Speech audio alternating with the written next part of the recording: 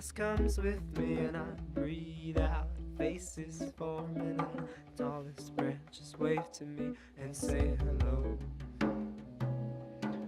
No, I cannot see what's real. Oh, it's enough to only feel. Hands against my back, back to the ground. Focus, it seems far off. I want to embrace your love. Oh, oh, oh. Through our conversations, we decided we wanted to start growing food hydroponically. We found that to be a solution for a very expensive food production system in America, and so we wanted to reduce our footprint when it comes to food production. We stumbled in on this school, the Gazzavini Learning Center. There was an excellent horticulture teacher who's teaching very small classes outside of the greenhouse. She had us come in, she allotted us like a little bit of space to do a little hydroponics, and we were working with the kids a little bit.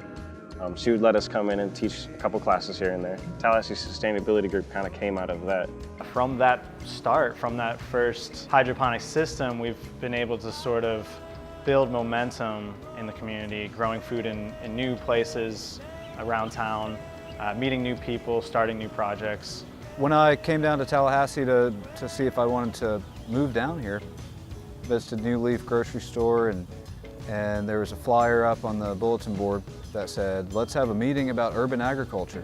And that was definitely something I was interested in. Eventually we had found a little piece of land by Salvation Army. They passed it on to Wes and I and others in TSG who were looking for a gardening opportunity to grow some food. The Salvation Army for more than a century, we have been fighting hunger all over the world. So when we met the Tallahassee Sustainability Group, we had that common vision and join forces to fight poverty and hunger.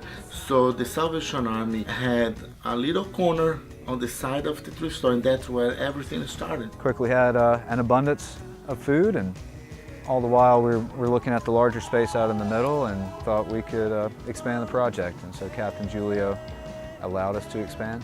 That was the beginning of a story, maybe.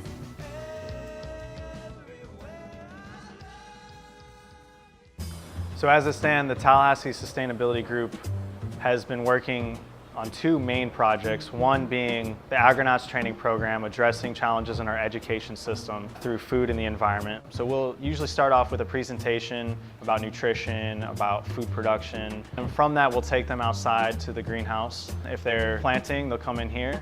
If they're tending to their garden, let's say weeding or mulching, they'll go straight to the garden and work with that.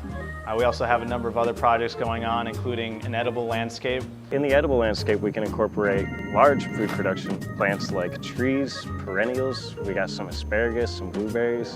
What if we could turn that into, a food everywhere concept where the food that is grown here can supply the school's cafeteria with their own fresh, organic, healthy produce. You go into the cafeteria and you get tater tots, you get cheeseburgers. We need to alter that course, and I think that this program is critical. It should be in every school. It can be in every school, and hands-on learning is the best form of learning. Our second project has been urban agriculture at the Salvation Army. A lot of college students, myself included, don't have a lot of experience with gardening.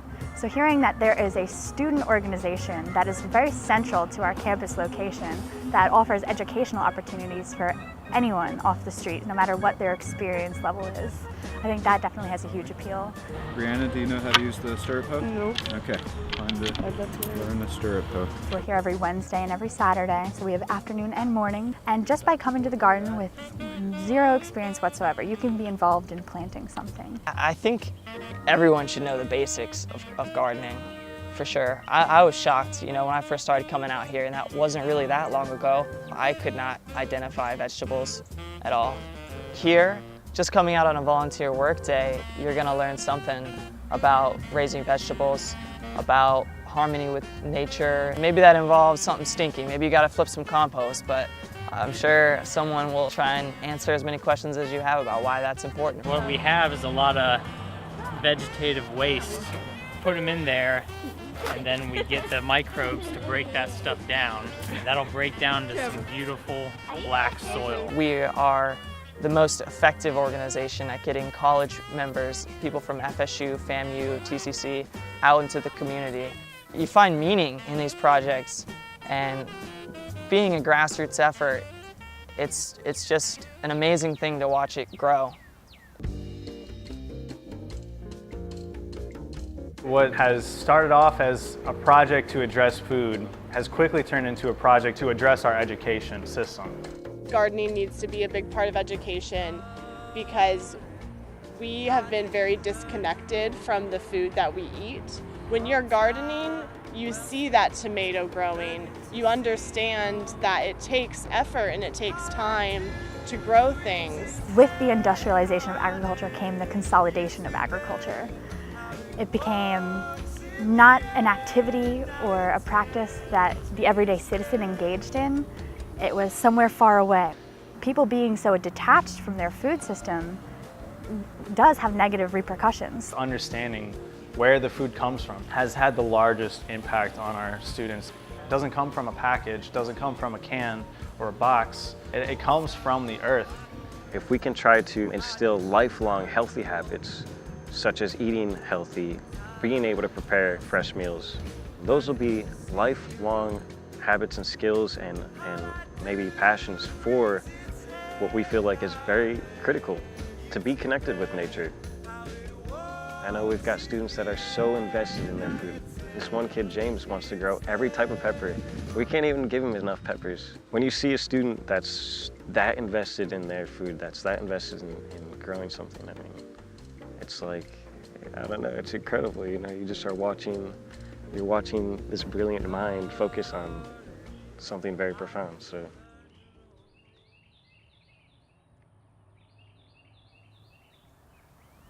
I realize now how important it is to communicate my experiences to the people around me, because that's culture passing down, and it's a thread of understanding that in America has gotten lost as we've had fewer farms, fewer farmers. The farmers are less personal, have less character, they're further away.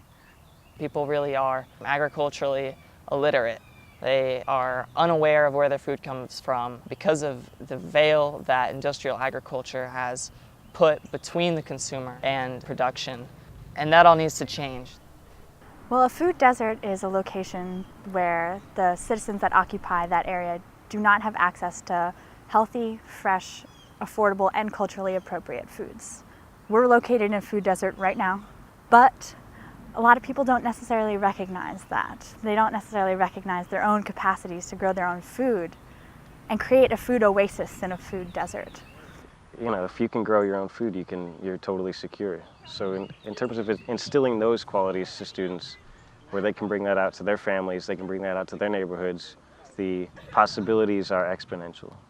By having food gardens, it's demonstrative. It shows that you can grow food, and it helps educate people on why they should eat that healthy food.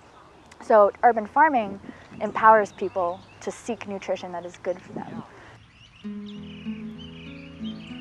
I was learning about farming. I was preparing to start my farm on my parents' land. So driving around Birmingham, I was just looking at all the empty lots, and some friends of mine had started an urban farm in an empty house lot. And I just started to think about the demand for food and questioning why available sunny land wasn't growing food everywhere. This land out here was a liability for the Salvation Army because big plot of land catching a lot of sunlight, and all they're doing with it is spending money every month to mow it down. So going in and saying, look, you can stop spending money. We'll not only take care of this land, we're gonna grow a lot of food on it and bring people together. More people need to be involved in the food system if we're gonna be more resilient. So cities is where there's more people. And in America, our cities tend to be more spread out than other places in the world. So there's lots of land and open lots. And people don't typically look at urban areas and think, oh, that could be farmed on. A lot of the vacant lots in cities, a lot of the unused land can be transcended into community gardens, urban agriculture, where you can grow good food that ultimately leads to a healthier community and a healthier urban ecosystem. We plant seeds in flats here at the farm, and then we put those flats in the greenhouse, and the seeds germinate, and then they grow into little transplants. And then we plant them out in the garden, and they grow into a crop, hopefully.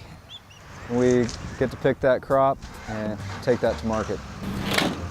We can do it fresh, and we can do it organically, and we can do it in an educational, fun way. People appreciate those experiences. So Bread and Roses is a food cooperative, and we're a community grocery store. We're run 100% on volunteer hours, so there's no paid employees or owners. It's all member owned and worked. The driving force behind our co-op is mutual aid, so it's the thought that we're all kind of coming together to help each other be able to, buy food that's ethically sourced and healthy at lower costs. I'm the volunteer produce coordinator. So part of what I've been working on with a few other folks is getting more produce in this store. We're getting a lot of produce from the Salvation Army Garden, which is a TSG project, and Simon Beavis brings in produce to us once a week. So we get a lot of produce from them. Right now it's a lot of greens, turnips, carrots, fennel, kohlrabi. It's just really wonderful to know where it comes from. A lot of people that are members here also volunteer on the farm. So Simon hired me on after I met him at Bread and Roses because I joined the co-op about a year ago as well. We come out on Tuesday at about 9 o'clock in the morning.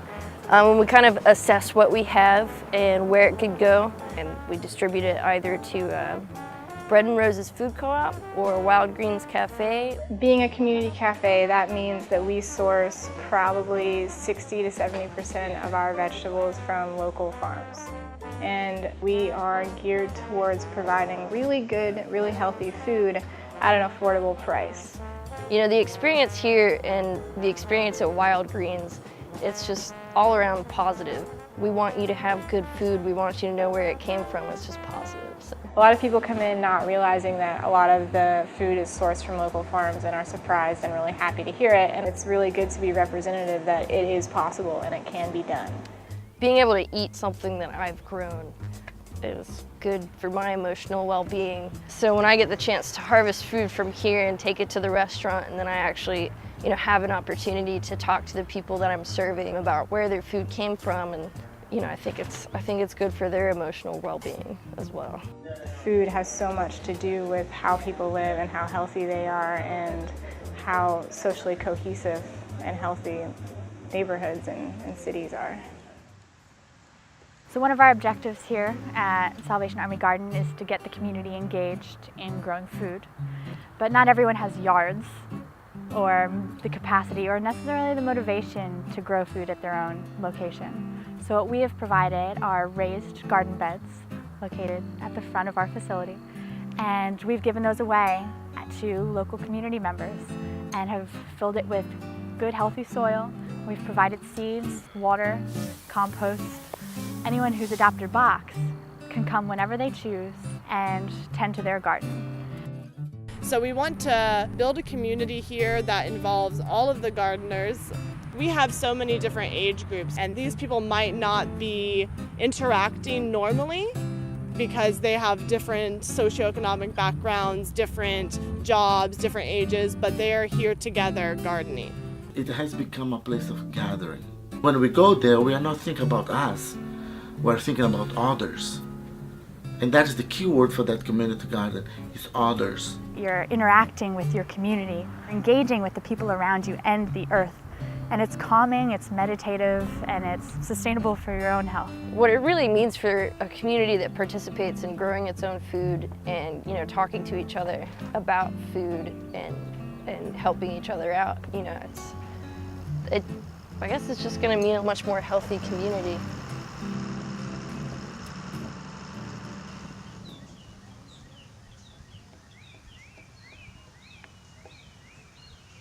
There's demand from the people for a more sustainable food system, and we can think of no better way to help bring about that change than by growing food where people already live, which is in cities. Our garden project, Salgar and Agronauts and the other things we're working on are centered around food, because everyone has to eat. It brings people together for a common purpose, and we learn together, we develop friendships, and that's community.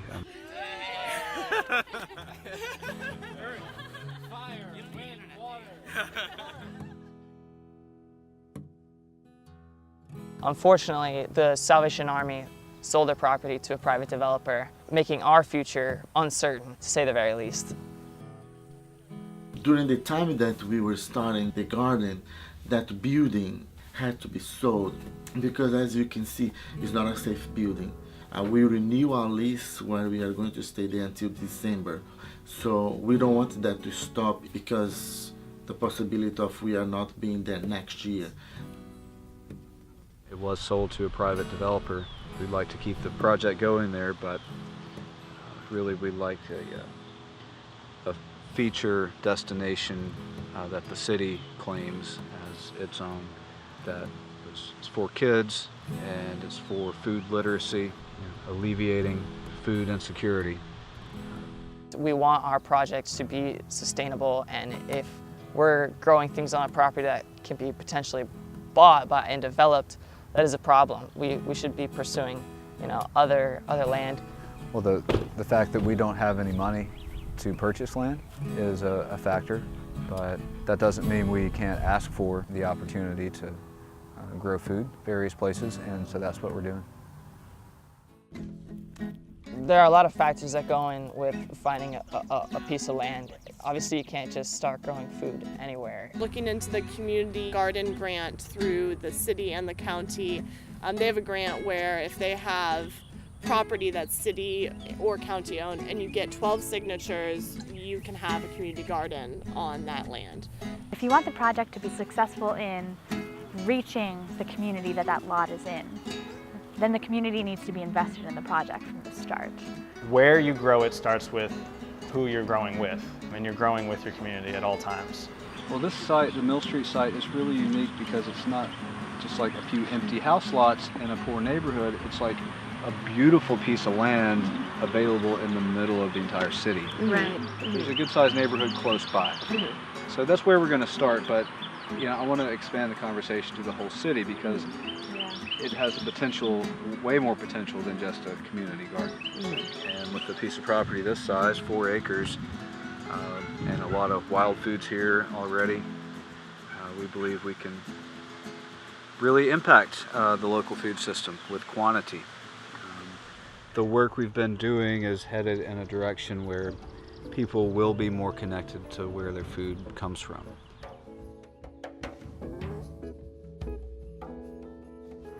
We'd like to start growing food on Mill Street, but even if that doesn't happen, that's okay. Just growing food on available land, unoccupied land, is taking a step towards improving our food system, and that's ultimately our objective. It's one thing to recognize a problem, and it's another to try and solve it. And there are some great people coming together and working towards a healthy, sustainable food system. You can feel that with your community, you can work towards a better culture, a better society, a better economy. We're working at a national level with other people. Even though we don't know who they are, can't see them, they're out there and they're trying to do the same thing as us. It's important to kind of be reaffirmed in the fact that we're all working towards the same goal. This is how you can do it. You can come out, you can get involved, and it's a snowball. Once people come out, more and more people just start to love it. Constantly be in pursuit of growth, constantly be getting more people involved, because the more people that are involved, the more that we can grow. To be a good farmer, you need to be proficient in observing what's going on and constantly uploading your information from your senses. You need to understand the way different systems work and how long it can take for things to grow, and while still having faith that things are growing.